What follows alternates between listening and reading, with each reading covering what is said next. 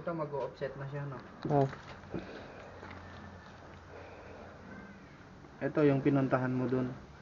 Ayan. Oo. Magkakasama to, no? Ayan sir, magkakasama yung kinunta ko kanina doon. Oo, tatlo.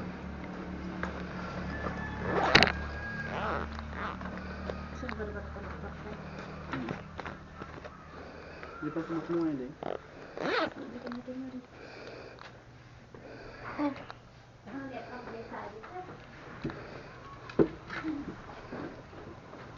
Offset na siya, no? Ito, kahit hindi mo na singilin to next week, no? Ito dito.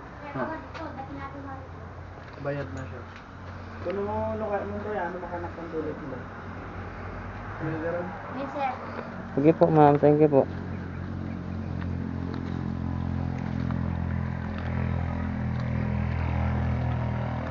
So itong mayroong ginuhitan mo dito sir, yung pinuntahan ko kanina ay yung magkasama sila.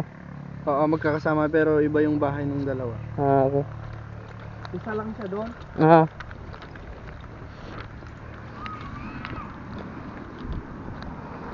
Ito si 20.